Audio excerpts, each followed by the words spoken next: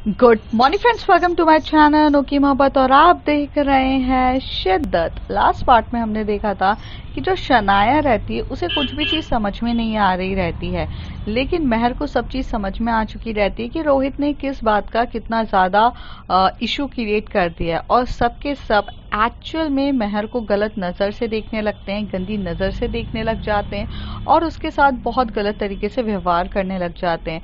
पर महर को इन सब चीज़ों से 1% भी फ़र्क नहीं पड़ता है, क्योंकि वो उसे सिर्फ अपने काम से मतलब था और उस वादे से मतलब था जो उसने मिस्टर ओबरॉय को दिया था कि कंपनी को करने के लिए। अब कंपनी वाले उससे नफरत करे तो उसे फ़र्क भी नहीं पड़ता था, लेकिन शनाया से किसी को नफरत नहीं करनी चाहिए थी, क्योंकि शनाया की सब बात सुने और शनाया से काम चले, बस वो यही चाहती थी। इसलिए वो खुद भी कितनी भी ज़्यादा बुरी बने, उसे उससे कोई भी लेना देना नहीं था और वो जानते हुए भी सब कुछ अनजान बन के चुपचाप सहन करने के लिए तैयार थी। पर जब थोड़े टाइम के बाद, 20 दिन के बाद, जब मिस्टर ओबरॉय को ये लगता है कि अब उनकी तबीयत कुछ ज़्यादा ही ख़राब हो गई है और अब उनके पास वक्त नहीं है, तो वो ये जानते थे कि उनकी बेटी तो काबिल है, लेकिन उनके पीछे की जो बैकबोन है वो एक्चुअली महर है और महर को स्ट्रॉन्ग करना भी ज़रूरी है। इसलिए वो अपने शेयर्स जो रहते हैं वो एक्चुअल में महर के नाम कर देते हैं 20%। और जब 20% वो शेयर उसके नाम करते हैं, जिससे वो खुद भी एक डायरेक्टर की पोस्ट पर आ जाती है, उसके बाद माहौल ऐसा हो जाता है कि ऑफिस वाले के पास वो वीडियोस फैल जाती है, जिस वीडियोस में उन दोनों का एक्चुअल में थोड़ा क्लोजिंग फोटो रहती है, वो फैल जाती है। बट इस बारे में किसी को कुछ पता भी नहीं रहता इन तीनों को। फिर कुछ उसी के दिनों के बाद मिस्टर ओबरॉय की डेथ हो जाती है। मिस्टर ओबरॉय की डेथ हो जाती है और डेथ होने के बाद सब कुछ चेंज हो जाता है। अब इसके आगे मिस्टर ओबरॉय की डेथ हो चुकी थी और अब जो शनाया थी वो काफ़ी ज़्यादा टूट सी गई थी और इतना ज़्यादा टूट गई थी कि महर उसको एक पल के लिए भी नहीं छोड़ती है, क्योंकि सडनली से डेड होना अलग होती है। पहले से प्रिपेयर सब थे, लेकिन ये सिर्फ शनाया प्रिपेयर नहीं थी, क्योंकि उसे पता भी नहीं था। पर 4 दिन तक वो उसे 1 मिनट भी छोड़ती नहीं है, बहुत ध्यान रखती। चौथे दिन पर जो हमारी महर रहती है, वो जब अपने घर आती है तो उसके अम्मी अब्बू एकदम से बोलते हैं महर, तो वो कहते हैं कि हाँ अम्मी अब्बू, शनाया कैसी है? तो वो कहते हैं कि अभी तो शनाया ठीक है, पर अपने वालिद को खोने का दर्द हम समझते हैं कि वो कितना ज़्यादा टूट सी गई हैं, उन्हें हमारी काफ़ी ज़्यादा ज़रूरत है। तभी उसके अम्मी अब्बू बोलते हैं, बेटा आपके अम्मी अब्बू को भी आपकी काफ़ी ज़्यादा ज़रूरत है, वो भी ये चाहते हैं कि आप भी खुश रहें, बट आप जिस तरीके से चीज़ें कर रही हैं उनसे उनको बहुत हर्ट होगा। आपके अम्मी अब्बू को हर्ट हो रहा है और वो काफ़ी ज़्यादा दुखी हैं, और इससे पहले कि अगर ये चीज़ ज़्यादा बढ़ेगी तो वो उनको बहुत ज़्यादा हर्ट होगा। तभी महर अपने अम्मी अब्बू की तरफ देख के बोलती कि क्या बात है, आप खुलकर हमारे साथ बोल सकते हैं। ऐसे अगर आप हमसे बात करेंगे हमें चीज़ें समझ में नहीं आएगी। हम चाहते हैं कि हमारे बीच में खुलकर बात हो, कहिए क्या हो गया। तभी अम्मी कहती हैं, महर हमने आपको शहजादी की तरह रखा है और आप शहजादी ही हैं, पर ये जो आप कर रही हैं ये गलत है। तो वो कहती है कि क्या कर रही हूँ मैं जो गलत है? तो वो कहते हैं कि हमारा कुरान, हमारा मज़हब इस चीज़ की इजाज़त नहीं देता है। तभी महर कहती है, अम्मी किस चीज़ की इजाज़त नहीं देता है, आप हमें बताएंगी? तभी वो कहते हैं कि आपका और शनाया का रिलेशन कबूल नहीं किया जाएगा, आप दोनों एक दूसरे के साथ नहीं रह सकती हैं। ये बात पर एकदम से जो अम्मी हैं वो थोड़ा सा गुस्से में कहती हैं। तो तभी महर उनकी टर्न होके बोलती हैं कि आपको कैसे पता? तो तभी उसके अब्बू कहते हैं, उस रात आज से 20 दिन पहले ही हमें ये बात पता चल गई थी। मैंने तुम्हारी अम्मी को नहीं बताया था, मैंने सोचा कि ये हो सकता है कि मेरी आंखों का गलत फहमी हो, तुम दोनों एक दूसरे को हक कर रही हो और मैंने कुछ गलत देख लिया। बट मैंने जब ध्यान से देखा था तो हमने ये देखा था कि आप अपनी शनाया के साथ थोड़े प्राइवेट मोमेंट्स बिता रही थी, आप उसे किस कर रही थी। तो हमें ये चीज़ पहले से ही पता थी, पर जिस तरीके से इन 4 दिन और 20 दिनों में आपने अपनी फैमिली को भूलकर पूरे तरीके से आप शनाया में लग चुकी हैं, ये भी तो गलत है ना। आप अपने अम्मी अब्बू को किस तरीके से भूल सकती हैं? एक नई लड़की के चक्कर में आप उसे भूल रही हैं, ये भी तो गलत है ना। आप इस तरीके से कैसे कर सकती हैं? और जब ये बात कौम में पता चलेगी, जब ये बात अगर सबको पता चल गई, तो यहाँ पे जिहाद हो जाएगा। और आप क्या जिहाद के लिए तैयार हैं? तभी महर टर्न होके बोलती, अम्मी अब्बू, आपने हमेशा से हमें बेहद प्यार दिया है और आपके इस प्यार की हम कदर करते हैं, पर हमने किसी से वादा किया है और हम अपने वादे के बेहद पक्के हैं। हम नहीं जानते कि अब जिहाद होगा या क्या होगा। अगर लड़ना है तो लड़ना भी मंजूर है, पर शनाया अब अकेले नहीं है। शाहिद शनाया के वालिद नहीं है तो इसका मतलब ये नहीं है कि वो अनाथ है। अब उसकी रखवाली करना हमारा फ़र्ज़ है और अब आप उसे कुछ भी नाम दे सकते हैं, पर हम उनसे मोहब्बत करते हैं और अपनी मोहब्बत हम करेंगे और उनसे बेहद शिद्दत वाली मोहब्बत करते हैं। इसके लिए हमें हमारी कौम से लड़ना पड़े या हमारी कौम के भी बगावत करना पड़े, और अगर जिहाद होता है तो हम जिहाद करने के लिए भी तैयार हैं, पर अब हम पीछे नहीं हट सकते हैं। बेटा तुम नहीं समझ रही हो, आगे जाके बहुत प्रॉब्लम होगी। शनाया मेरे लिए बहुत इम्पोर्टेंट है अब्बू। शनाया ने हमें वो प्यार दिया है जिसे शायद हम किसी भी चीज़ से तोल नहीं सकते। हमें पता है कि आप क्या सोच रहे होंगे, शायद आपको समझाना या किसी को भी समझाना हम दो लड़कियों के प्यार के बारे में बहुत मुश्किल है, पर क्या आप नहीं जानते? आपने बहुत आसानी से कह दिया कि हमारा कौम, हमारा कुरान हमें इजाज़त नहीं देता है। हमारे कौम में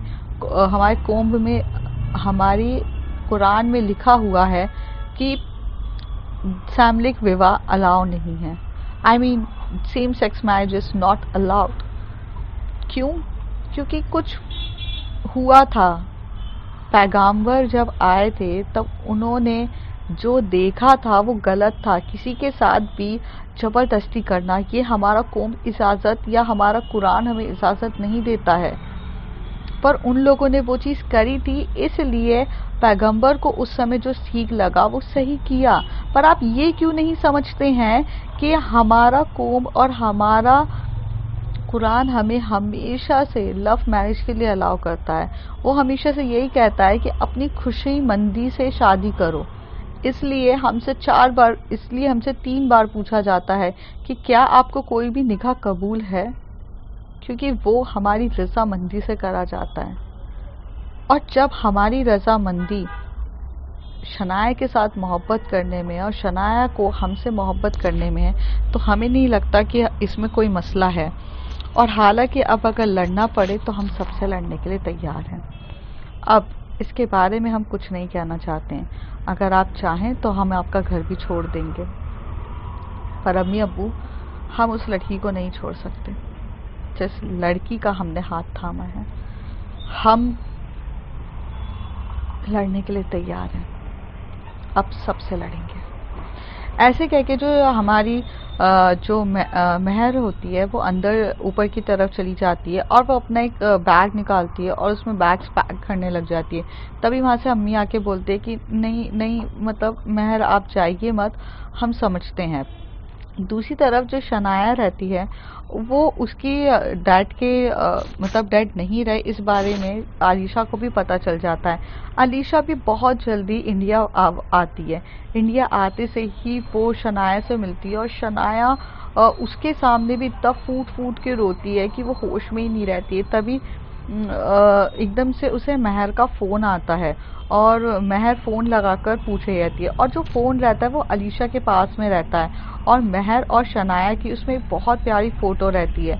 जो अलीशा रहती है वो ये फ़ोटो को बहुत ध्यान से देख रही रहती है, पर इतना ध्यान से देखने के चक्कर में वो फ़ोन ही उठाना भूल जाती है। तभी उसे याद आता है कि फ़ोन उठाना चाहिए। वो तुरंत फ़ोन उठाती है और कहती है कि हेलो। तो तभी वहाँ से महर कहती है कि मुझे शनाया से बात करनी है, आप कौन? तो वो कहते हैं कि मैं अलीशा, शनाया की बेस्ट फ्रेंड बोल रही हूँ। अलीशा वो महर वो शनाया ना बहुत रो रही है अपने मतलब डैड के डेथ के बाद, तो उसे मुझसे कंट्रोल नहीं हो रहा है, क्या आप आ सकती हैं? तो वो कहती हैं कि हाँ मैं आ रही हूँ। और ऐसे कह के जो महर होती है वो आने के लिए तैयार हो जाती है। और महर उस समय तो घर छोड़कर ही जाने के लिए तैयार थी, बट उसके अम्मी और अब्बू उसे रोक देते हैं क्योंकि महर का गुस्सा भी काफ़ी तेज रहता है। पर वो अभी कुछ लेके जाने के बजाय वो खुद वहाँ से उठ के चली जाती हैं। जैसी वो जाती हैं वो ओबरॉय हाउस पहुँचती हैं। वहाँ पर शनाया रो रही रहती है। शनाया इतना रो रही रहती है कि उसके रोने की कोई हद नहीं होती है, क्योंकि यार अपने ही डैड को खोना कोई इजी होता है क्या? वो तो रोएगी ना। उतनी देर में जब महर एकदम से शनाया को हक करती है और बहुत प्यार से उसके बालों को संवारती है और कहती है कि अगर अगर हम कुछ कहें तो इजाज़त है। तो शनाया कहती है मैंने अपने डैड को खो दिया, मैंने मेरे डैड को हर्ट भी किया, इतना सब कुछ। मेरे डैड का लास्ट टाइम चल रहा था, मुझे पता भी नहीं था कि उनको कैंसर है, और मेरे डैड ने मुझे कभी बताया भी नहीं। तभी जो शनाया होती है वो बहुत प्यार से उसे जो महर होती है वो शनाया को बहुत प्यार से हक कर रही रहती है और उसके सर पे हाथ फेरते हुए उसके फोरहेड पे किस करते हुए बोलती है आप हमारे साथ बैठिए यहाँ पे। और वो अलीशा को कहती है कि वो पानी दे देना, और वो पानी दे के उसे पिलाती हैं और कहती हैं कि आपको पता है आपके वालिद ने, आपके डैड ने आपको क्यों नहीं बताया? तो वो कहती है क्यों नहीं बताया, बताओ। तो वो कहती हैं क्योंकि वो नहीं चाहती थे कि वो उस शनाया को पाएं जिस शनाया को किसी भी चीज़ के लिए कॉम्प्रोमाइज़ करना पड़े। अगर वो आपको ये चीज़ बता देते कि वो जाने वाले हैं, तब आप सिर्फ बनावटी वाली शनाया होती, वो शनाया जो अपने डैड को खुश रखने के लिए वो काम करती जो ज़बरदस्ती काम किया जाता। वो ये कभी नहीं चाहते थे कि वो अपनी बेटी को ये सिखाएं कि बेटा कभी कॉम्प्रोमाइज़ करो ज़िंदगी में। वो हमेशा से ये कहते थे कि मेरी बेटी जो करेगी आन और बान और शान से करेगी, इसलिए उन्होंने आपको ये चीज़ नहीं बताई। बट इसका मतलब ये नहीं था कि वो आपसे प्यार नहीं करते थे। बहुत मुश्किल होता है कि अपने ही बच्चों से ये चीज़ छुपाना कि हम जाने वाले हैं और आप करो। वो चाहते तो आपको बता सकते थे और आपसे उनका वक्त जो था वो ले सकते थे, बट उन्होंने ये सारा वक्त आपको एक काबिल बनाने के लिए किया। और आज आप इतनी काबिल बन चुकी हैं शनाया कि ये सबसे बड़ी चीज़ है। और मैं तो काफ़ी ज़्यादा खुश हूँ। और आपके वालिद आज जब ऊपर से आपको देख रहे होंगे तो वो यही देख रहे होंगे कि मैंने जो चाहा था वो बन गई है। पर अगर आप इसी तरीके से टूट जाएंगी और पूरे तरीके से टूट कर ही लेंगी तो आगे जाकर आप अपने बिजनेस को कैसे संभालेंगी? याद है आपके अब्बू ने कहा था कि जाने से जाते टाइम कि मेरे पूरे बिजनेस को आपको संभालना है और हर एक एक चीज़ को ध्यान रखना है। बट अगर आप रोने में ही इतनी व्यस्त रहेंगी अपनी ही चीज़ों में, तो क्या आप अपने अब्बू को खुश कर पाएंगी? क्या उनकी रूह को शांति मिलेगी? क्या उन्हें जन्नत नसीब हो पाएगा? सोचिए। मैं जानती हूँ आप टूट गई हैं, बट अगर आप अपने अब्बू का सपने को पूरा करेंगी तो शायद आप अपने अब्बू को जन्नत पे भेज पाएंगी और इस तरीके से आप अपने अब्बू के लिए कुछ कर पाएंगी और आपके अब्बू जहाँ भी होंगे वो आपको दुआएं दे रहे होंगे। इस तरीके से जो हमारी महर होती है वो शनाया को समझाती है, शनाया समझती है और शनाया महर को टाइटली हग करती है और वो कहती है कि मैं अपने अब्बू को खुश रखूंगी चीज़ें। और वहाँ पे अलीशा भी काफ़ी ज़्यादा इम्प्रेस्ड होती है। क्योंकि महर ने इतने अच्छे से शनाया को समझाकर और उसने कन्विंस कर लिया रहता है और बहुत प्यार होता है। शनाया को यहाँ पर महर को देखती रहती है और सोचती रहती है। महर जो रहती है और अलीशा को कुछ अजीब सा लगता है कि मतलब महर जो रहती है वो इतने अच्छे से हैंडल करती है, तो वो महर की फ़ोटो खींच लेती है और फ़ोटो खींच के ऐसी लेकर चली जाती है। और महर यहाँ पे अपने दोस्तों से जो शनाया जो अलीशा रहती है वो अपने दोस्तों के साथ कुछ बातें करने लगती है, कुछ ऑफिस के दोस्तों के साथ। तभी वो कहती है कि यार मैं अपनी लाइफ में एक ऐसी लड़की से मिली हूँ जो मुझे अपनी एज से ही काफ़ी ज़्यादा मैच्योर दिखती है, और वो इतनी समझदार है, उसने मेरी फ्रेंड को हैंडल कर लिया और काफ़ी अच्छे से हैंडल किया। मुझे नहीं लगता है। तभी उसके वहाँ से एक दोस्त रहता है, वो कहता है, जिसका नाम रहता है जॉश। वो कहता है कि हाँ हाँ। जॉश एकदम से बोलता है, oh let me know that girl also, can you tell me her name. तो वो कहती है मेहर खान। तो कहती है ओह मेहर खान, या तुम्हारे पास फोटो हो तो फोटो सेंड कर सकती हो। वो थोड़ा सा मतलब हिंदी में भी बात करता है। तभी मेहर कहती है कि हाँ मैंने अभी अभी उसकी फ़ोटो खींची है। और इस तरीके से जो फ़ोटो है वो सेंड कर देती है अलीशा। जैसे ही वो फ़ोटो सेंड करती है, जॉश के पास स्काइप के थ्रू थोड़ी देर में पहुंच जाती है। वो देखता है, बोलता है आर यू सीरियस, ये लड़की है। तो वो कहता है कि हाँ क्या हुआ, तुम इस लड़की को जानते हो। तो कहता है मैं क्या, तुम इस लड़की के बारे में नहीं जानती हो क्या, ये वो लड़की है, you don't know who is she. तो वो कहते क्या यार, तुम ऐसे बात कर रहे हो जैसे कि दुनिया की सबसे बड़ी क्रिमिनल है और सब इसको जानना चाहते। तो कहते क्रिमिनल, क्रिमिनल को भी एक बार पुलिस पकड़ सकती है, पर इस लड़की को पकड़ना मुमकिन ही नहीं है। मैं तो ये सोच रहा हूँ कि ये लड़की वहां कैसे, तुम्हें तो लकी होना चाहिए कि तुमने इस लड़की को कम से कम अपनी आंखों से तो देखा है। तो वो कहते हैं कि क्या बकवास कर रहे हो जॉश, आई डोंट अंडरस्टैंड। फिर जॉश उसे सब कुछ बताता है।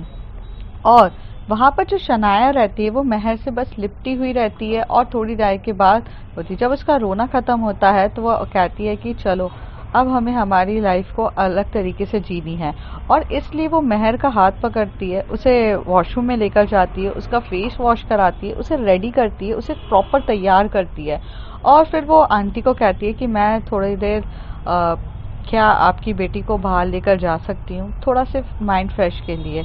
तो तभी वहाँ से जो शनाया की मॉम रहती है वो कहती है कि हाँ हाँ आप लेकर जाओ।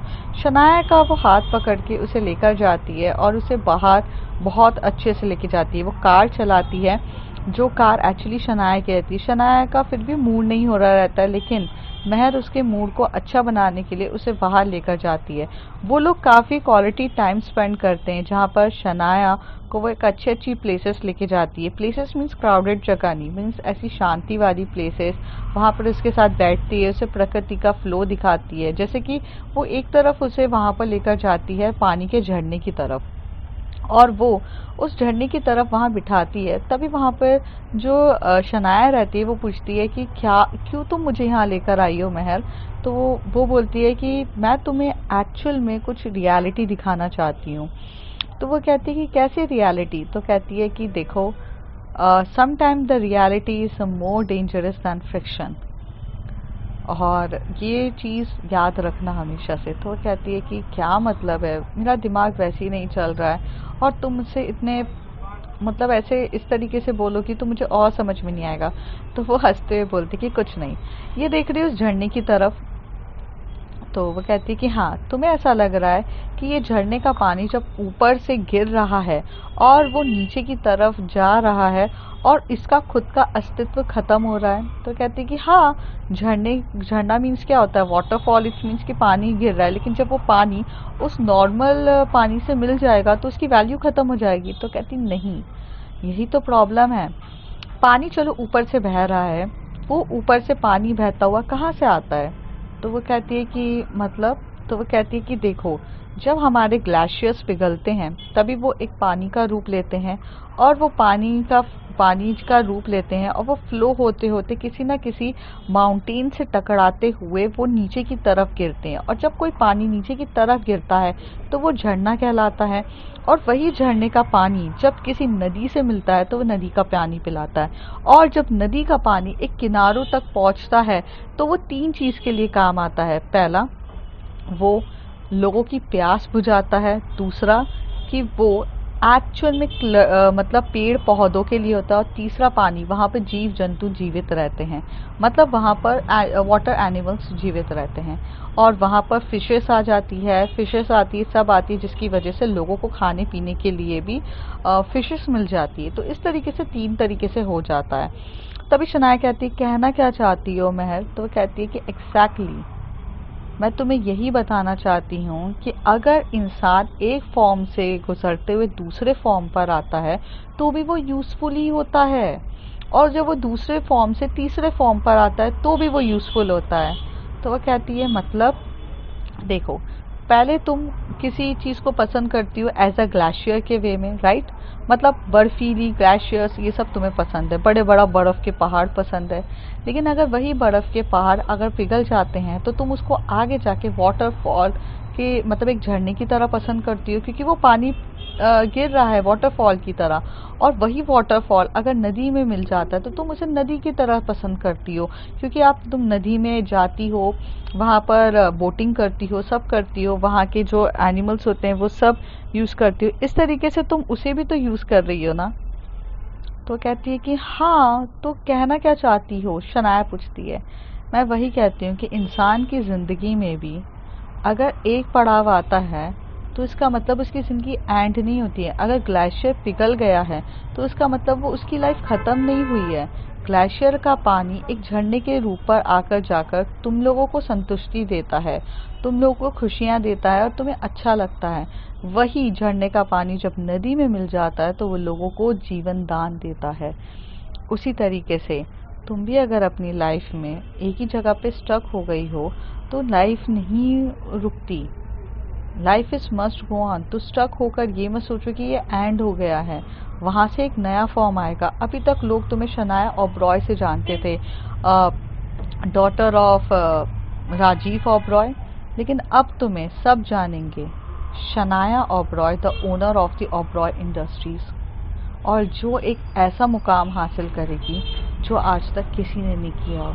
तो this is not a ending sweetheart, this is the beginning, and when it's come the beginning you should have to enjoy it. Shanaya सब कुछ समझती है और एकदम से हक करती है हमारी महर को और कहती है थैंक यू मुझे समझाने के लिए, और तुम्हारे समझाने का तरीका काफ़ी डिफरेंट है। तो कहती है कि हमें पता है, हम तुम्हें इसी तरीके से समझा सकते थे इसलिए तुम्हें बाहर लेकर आए। घर पे अगर समझाते तुम घर का माहौल देख के बहुत ज़्यादा तुम्हें सैडी सैडी लगता, इसलिए प्रकृति का माहौल देखो। प्रकृति हमें हर दिन कुछ ना कुछ नया सिखाती है। अगर पेड़ से अगर कुछ पत्ते झड़ते हैं तो इसका मतलब ये नहीं होता कि पेड़ बंजर हो गया है, नए पत्ते उसमें आते हैं। और वो पत्ते भी इसलिए झड़ते हैं क्योंकि वो अपनी लाइफ जी चुके रहते हैं, और जब वो पत्ते झड़ते हैं ना, तो वो पत्ते जब झड़ते हैं और वो मिट्टी से मिलते हैं तो मिट्टी की सॉइल को काफ़ी अच्छा बनाते हैं, इसलिए वो हर चीज़ में ना यूज़फुल होते हैं। जैसे आप फर्टिलाइजर्स बोलते हो, जैसे आप नेचुरल मैन्यूअल कहते हो, वो सब तो पत्तों से ही बनते हैं ना। तो कहती है मैं समझ रही हूँ आप क्या कहना चाहते हो। तो वो हंसते हुए बोलती है अगर आप समझ चुके हैं तो फिर रेडी रहिए। तो वो कहती है कि हाँ हाँ जी, हम पक्का रेडी रहेंगे, अब हम कल से ऑफिस जाएंगे। इस तरीके से जो शनाया रहती है उसे रात के टाइम पर जो हमारी महर रहती है वो घर छोड़ती है और वो अपने अपनी अम्मी अब्बू के पास जाती है। अम्मी अब्बू के वहाँ जाती है तो उसे बहुत सारे फ़ोन कॉल्स आते हैं और अम्मी अब्बू उसे वो फ़ोन देते हैं और कहते हैं कि आपके लिए फ़ोन आया है। तो वो एकदम फ़ोन पे गुस्से पे बात कर रही रहती है, उसे काफ़ी ज़्यादा गुस्सा आ रहा रहता है। वो समझाती है कि नहीं, हमें कोई शादी नहीं करनी है, आप हमें फोर्स मत करिए। ऐसे करके उसकी शादी के लिए रिश्ता ढूंढना स्टार्ट कर देते हैं। पर यहाँ पे महर को शादी में कोई इंटरेस्ट नहीं आता है और वो कह देती है कि वो जिससे प्यार करती है वो उसी से शादी करेगी। इस तरीके से वो रात भी बीत जाती है। मॉर्निंग का टाइम रहता है। जब नेक्स्ट डे शनाया ऑफिस में आती है तो वो ऑफिस का हाल देखती है, तो वहाँ पर ऑफिस में सबके सब एक नेगेटिविटी वाला माहौल रहता है और महर भी आती है उसके साथ। तभी वहाँ पर शनाया कहती है इतनी नेगेटिविटी क्यों फैली गई है। हाँ मैं जानती हूँ मिस्टर ओबरॉय अब नहीं रहे हैं, आपके कंपनी के ओनर्स अब नहीं रहे हैं, तो इसका मतलब ये नहीं है कि कंपनी रुक जाएगी। कंपनी तो वैसी चलेगी ना, काम क्यों रुका पड़ा है। मुझे समझ में नहीं आ रहा है कि हर कोई अपना काम अच्छे से क्यों नहीं कर रहा है। तो वो कहते हैं कि हम यहाँ मिस्टर ओबरॉय को जानते थे जो ये कंपनी अच्छे से संभालते थे, अब यहाँ का कोई ओनर ही नहीं है जो इस कंपनी को करेगा, हमारी कंपनी तो अनाथ हो गई है। तभी वहां से महर कहती है किसने कहा ओनर नहीं है, यहाँ पर ओनर आपके सामने खड़ी है, तो प्रॉब्लम क्या है। तभी वहां से रोहित एकदम से चिल्लाकर बोलता है आप तो कुछ दूर ही रहिए, आपने जो डायरेक्टर की पोस्ट है वो किस तरीके से ली है हम सब जानते हैं। तभी वो कहती है कि किस तरीके से ली है मतलब, तो वो कहते हैं हाँ हाँ सबको पता है, आपने उनकी बेटी को सिड्यूस किया है, उनकी बेटी के साथ नाजायज संबंध बनाए हैं और उसके बाद लिया है। तभी शनाया एकदम से गुस्से से आकर what the hell you are talking about, पहले तुम देख लो कि तुम किससे बात कर रहे हो उसके बाद बोलना।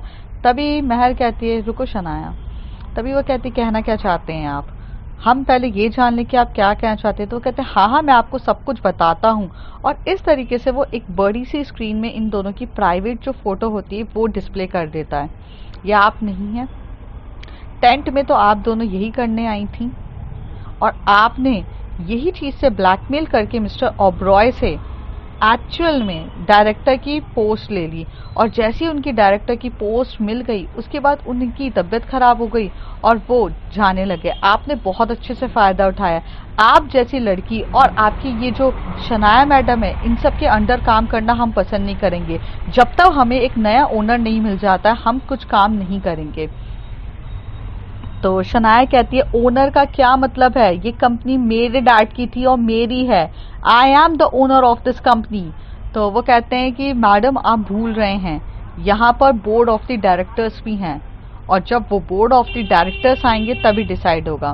तो वहाँ पर ना एक बहुत जो एकदम से रूड इंसान आता है और कहता है अब ये कंपनी को चलाऊंगा मैं, बिकॉज तुम्हारे जो डैड ने मुझसे इतना सारा जो कर्जा लिया था वो कर्जा अगर तुम्हारे डैड नहीं निभा पाते तो अब indirectly I am the owner of this company, so अब ये कंपनी मेरी हो गई है।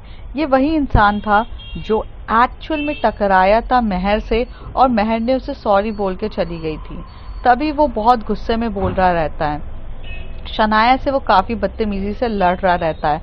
और तभी वहां पर महर खड़ी होकर बोलती है कि ये कंपनी आपकी नहीं है और कंपनी के रूल्स एंड रेगुलेशंस का कॉन्ट्रैक्ट के हिसाब से अगर मैं देखूं तो आपको ऑलरेडी मिस्टर ओबरॉय ने टाइम दिया था और वो टाइम था 2 इयर्स का। अगर 2 इयर्स में वो ये सब चीजें नहीं लौटा पाए तो आप इस कंपनी को ओवर रूल्ड कर सकते हैं और आप इस कंपनी के ओनर कहलाएंगे। लेकिन अभी तो ये कंपनी आपकी है ही नहीं है, तो आप किस हक से कह रहे हैं। तभी वो कहते तो मिस्टर ओबरॉय अब नहीं रहे तो कौन उनके पैसों को लौटाएगा, और जब मिस्टर ओबरॉय नहीं है तो मैं इस कंपनी को हैंड ओवर लूंगा और अपने पैसों को वसूल करूंगा, अब ये कंपनी मेरी रहेगी। वो बंदा बहुत गुस्से में चिल्ला रहा रहता है।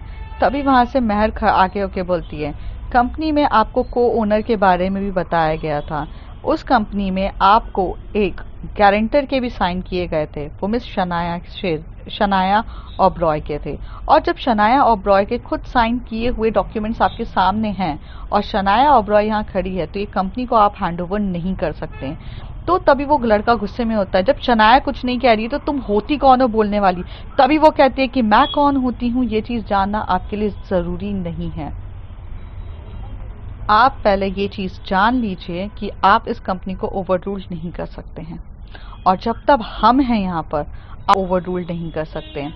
तो कहते हैं अच्छा ठीक है ना, कंपनी के अगर रूल्स की बात कहा जाए तो अगर कंपनी के यहाँ के जितने भी एम्प्लॉयज अगर मेरे साथ काम करना चाहते हैं तो मैं इस कंपनी का मालिक कहलाऊंगा, ये पूरी कंपनी को मैं ही हैंड ओवर कर लूंगा। अगर यहाँ के बोर्ड ऑफ डायरेक्टर्स पे अगर मुझे सबसे ज्यादा वोटिंग्स मिली तो मैं इस कंपनी का सीईओ और मैं ही कहलाऊंगा। तो वो कहते हैं कि हाँ अगर ये पॉसिबल है तो कर लीजिए। तो तभी वहां से सारे इन्वेस्टर्स आ जाते हैं और सारे बोर्ड ऑफ डायरेक्टर्स आ जाते हैं, सब कुछ आ जाते हैं और अब बोर्ड रेजोल्यूशन की मीटिंग्स फिर से डिसाइड की जाती है। तभी वहां पर अलीशा भी एकदम से भागते हुए आती है और अलीशा आप वहां पर आके खड़े होती है और वो कहती है कि शनाया कहाँ है। तो तभी वहां पर जो रहता है वो कहते हैं कि शनाया की मैम की तो बहुत ज्यादा हालत खराब हो चुकी है, शनाया मैम के ऊपर तो इतना ज्यादा हो गया है। और यहाँ का एक मिस्टर शेरगिल करके इन्वेस्टर्स हैं, वो लोग तो ओवर रूल करना चाहते हैं। वो वहाँ का एचआर मैनेजर उन्हें सब कुछ कंडीशन बता रहा था। तो वो कहती है महर खान कहाँ है। तो वो कहते हैं महर खान वो भी उन्हीं के साथ ही होगी, क्यों। तो वो कहते हैं कि बस महर कहाँ है, मुझे महर से मिलना है। तो अब देखते हैं फ्रेंड्स आगे क्या होता है, क्यों अलीशा इतने भागते हुए महर से मिलना चाहती है और आखिर मेहर खान है कौन, और इतना नॉलेज और इतना सब कुछ मेहर के पास कैसे है, ये सब जानेंगे अगले कुछ एपिसोड्स में। तब तक के लिए bye bye, take care. If you like my story, like share and subscribe.